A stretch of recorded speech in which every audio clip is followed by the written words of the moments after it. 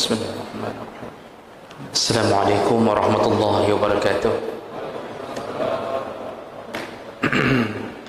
Alhamdulillahirabbil alamin. Wassalatu wassalamu ala nabiyyina al-Mustafa Muhammadin wa ala alihi wa ashabihi ajma'in. Amma ba'd. Rabbi shrah li sadri wa yassir li amri wahlul 'uqdatam min lisani yafqahu qawli. Segala puji bagi Allah, kemudian salawat dan salam kepada Rasulullah, kepada keluarga dan seluruh sahabat-sahabatnya. Ya Allah muliakan insya-Allah jamaah salat maghrib dan isya, bapak-bapak dan ibu-ibu yang telah hadir karena Allah, dan mudah-mudahan kehadiran kita tercatat menjadi pahala di sisi Allah Subhanahu wa taala. Bapak Ibu yang Allah muliakan, mengingat bahawa berdasarkan resume sudah berulang-ulang para guru-guru dan ustaz-ustaz kita membahas masalah keutamaan kurban. Di pada malam ini saya tidak lagi membahas tentang fadilah kurban, tapi kita akan berpindah ke pembahasan tentang persiapan di hari raya atau adabul aid, adab-adab ketika hari raya.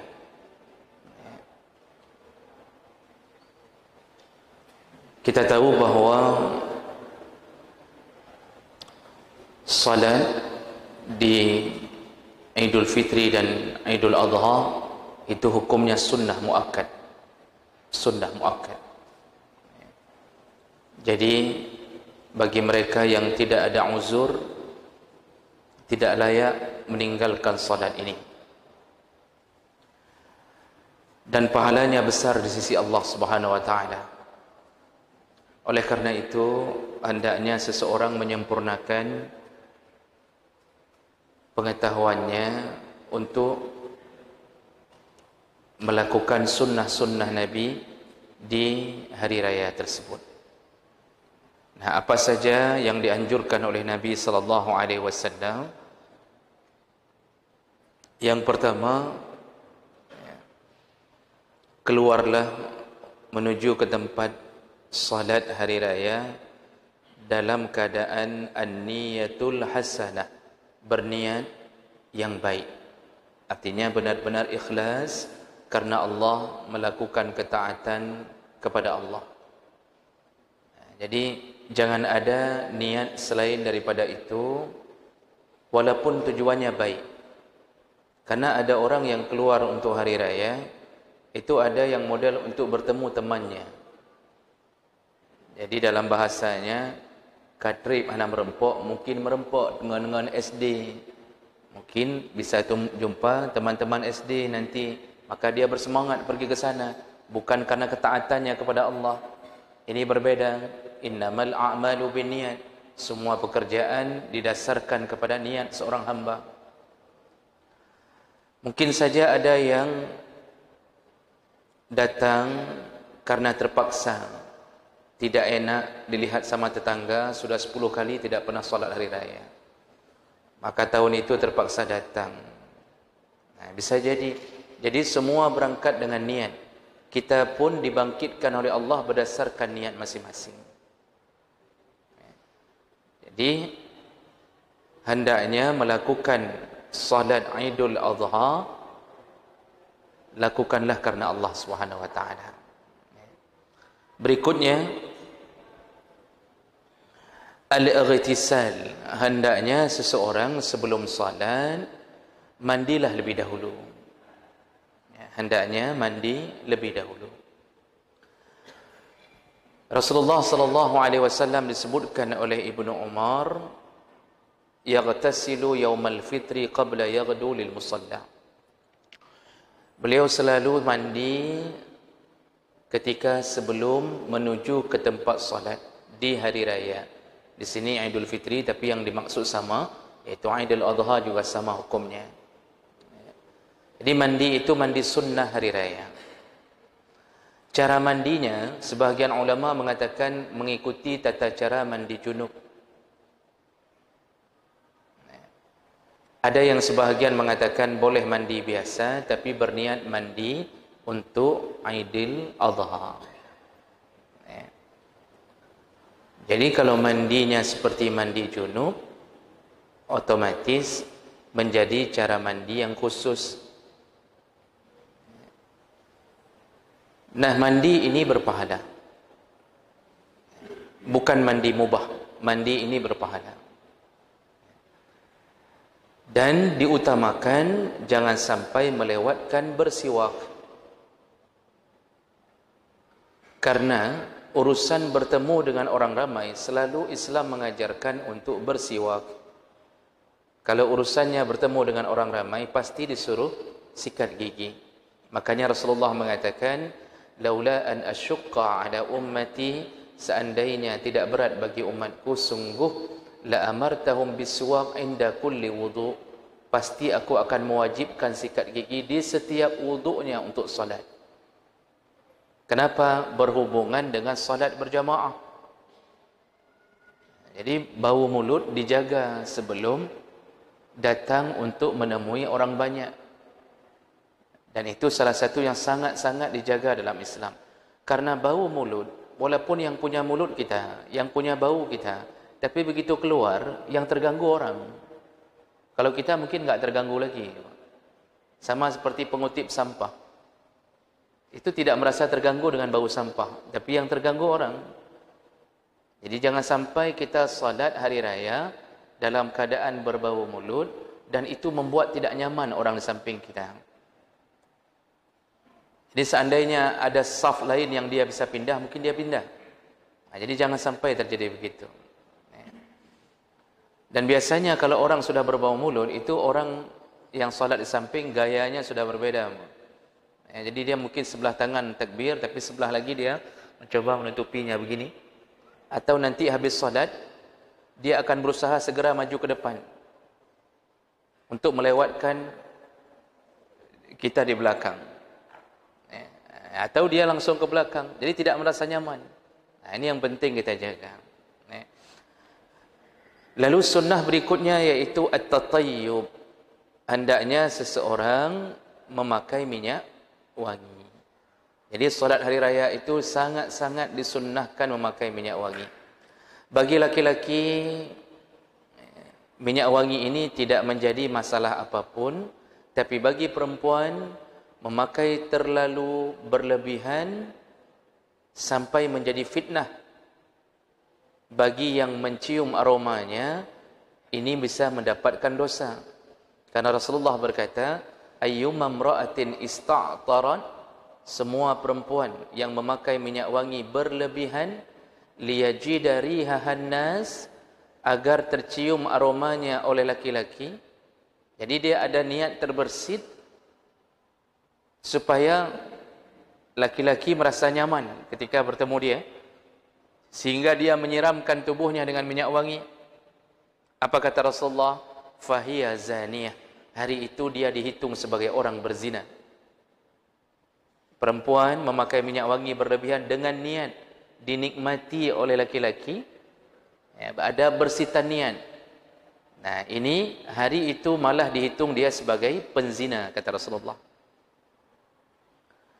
Dan ini biasanya bisa dilihat ketika bersama suami, dia tidak pernah berpenampilan seperti itu. Jadi ketika bersama suami, tunggu suami pulang, itu bau pelik, tidak bau minyak wangi. Tapi kalau untuk menemui suami orang, itu Masya Allah, luar biasa minyak wanginya. Nah, ini gejala-gejala ini, walaupun orang mengatakan tidak ada niat, tapi hakikatnya dia melakukan hal yang dia berniat untuk itu. Makanya muda-mudi hari ini, itu kalau pacaran menyiram minyak wangi, 50 meter di depan, dia sudah lewat, minyak wangi masih tertinggal di belakang. Orang ini, walaupun tidak melakukan apapun, hari itu dia dianggap seperti mendapatkan dosa berzina. Nah, ini bagi perempuan. Jadi, bagi perempuan cukup memakai minyak wangi sekedarnya saja, agar orang kanan dan kiri merasa tenang dan nyaman berada samping kita. Bagi kita laki-laki, Tidak ada yang menyatakan tentang dilarang berlebihan. Cuma kita ingat bahawa tidak perlu sampai berlebihan, karena itu akan membuat malah orang lain merasa tidak enak. Apalagi kalau laki-laki pakai minyak wangi berlebihan, sepertinya perempuan luat, agak jijik-jijik sedikit begitu. Mereka akan sering mengatakan, luat kungi abangnya, minyak wangi ke lagi inang. Jadi tidak perlu, cukup hanya sekedarnya saja. Yang intinya menjaga jamaah ini nyaman. Jadi jangan lupa pakai minyak wangi. Kalau setiap kali salat berjamaah, terutama salat dengan jumlah yang besar, iaitu Aidul Fitri atau Aidul Adha. Berikutnya, labasus thiyab al-jadidah. Sunnah berikutnya, hendaknya seseorang memakai baju yang terbaik, yang baru dan terbaik. Baru di sini bukan baru beli, tapi sudah dicuci, kemudian wangi, lalu dalam keadaan rapi. Bagi laki-laki dalam beberapa riwayat lebih baik memakai pakaian berwarna putih kalau menuju ke salat hari raya, tapi itu bukan sebuah kewajiban. Bagi perempuan itu tidak ada warna khusus yang diatur, karena bagi perempuan pakaian itu lebih kepada menutup aurat. Warna yang lebih menutup aurat, maka itu lebih baik. Maka mukena berwarna hitam daripada mukena berwarna putih tipis mahal, karena makin tipis makin mahal. Ada yang model sutra, makin tipis mahal, makin banyak bolong-bolongnya makin mahal. Lebih bagus yang hitam daripada harus yang memakai transparan. Nah, jadi baju memang baju pilihan, karena Rasulullah sallallahu alaihi wasallam itu juga menyimpan jubah khusus, hatta yatajammal biha fil aidain. Rasulullah selalu memakai jubah khusus itu di 2 hari raya. Beliau mengutamakannya, membesarkan hari itu. Ibnu Umar yalbasu ahsana siyabihi fil aidain. Ibnu Umar, anaknya Umar bin Khattab, selalu meniru gaya Rasulullah dalam hal sekecil apapun. Terkenal Ibnu Umar peniru Rasulullah. Rasulullah kalau naik unta berputar di satu jalan karena ada hajat tertentu, dia di hari yang lain ikut berputar di tempat Rasulullah berputar, padahal dia tidak ada hajat. Ketika ditanya, kenapa engkau membelok? Dia mengatakan, aku melihat Rasulullah belok di sini, maka aku belok di sini. Padahal dia tidak ada hajat, baru dia kembali ke jalan yang lurus. Ketika dia melihat Rasulullah pernah merebahkan diri istirahat di satu batang pohon antara Mekah Madinah, di hari yang berbeda setelah Rasulullah meninggal, Ibnu Umar selalu asal pergi antara Madinah Mekah, beliau istirahatnya tetap carinya pohon itu. Ketika ditanya kenapa harus pohon itu, banyak pohon lain yang lebih nyaman. Apa jawabannya? Aku melihat Rasulullah merebahkan diri di pohon ini. Begitu kuatnya beliau merindukan nabinya. Jadi semua sahabat rata-rata bergaya begitu, tapi Ibnu Umar menandai sampai sekecil-kecilnya. Makanya sahabat itu gaya hidupnya benar-benar meniru Nabi sallallahu alaihi wasallam, karena mereka tahu bahwa Nabi ini pembawa kita ke surga Allah Subhanahu wa taala. Maka pada suatu hari Rasulullah sedang salat, tiba-tiba Rasulullah membuang sandalnya ke samping, lalu kemudian semua sahabat ikut membuang sandalnya sedang salat. Ketika Rasulullah selesai salat membalikkan tubuhnya, lalu dia lihat semua sandal berserakan. Rasulullah bertanya, kenapa engkau membuang sandal kalian? Kata mereka, kami melihatmu sedang salat engkau membuang sandalmu, maka kami pun ikut membuang sandal kami. Artinya mereka mengira ini sunnah membuang sandal di tengah salat. Dan Rasulullah sambil tersenyum berkata, bukan begitu. Tadi Jibril datang ketika sedang salat, lalu dia mengatakan kepada aku, di bawah tapak sandalku ada najis, maka aku disuruh segera membukanya. Ternyata mereka mengikutinya. Dan ini menunjukkan apa? Mereka ini tahu siapa yang akan membawanya ke dalam surga Allah Subhanahu wa taala. Makanya cari baju yang baik, cari baju yang bagus. Maksudnya Bukan baju baru, tapi baju baru dicuci, rapi dan wangi. Dan hindarkan Bapak Ibu menakat Allah, baju yang bisa menimbulkan fitnah, yang membuat orang di belakang tidak bisa khusyuk. Kadang-kadang ada ibu-ibu, ada pernah saya dapatkan itu pakai mukena pelangi. Itu keluar model mukena pelangi, orang di belakang tidak bisa khusyuk karena mencocokkan pelajaran SD dengan warna tersebut. Karena waktu SD pelangi itu harus meji kuhi biniu. Dicocokkannya merah, jingga. Hana cocok lagu kata dia. Pantesan dia uan dapat nilai uan rendah kadang enggak cocok itu. Nah, jadi orang sibuk dengan pakaian kita.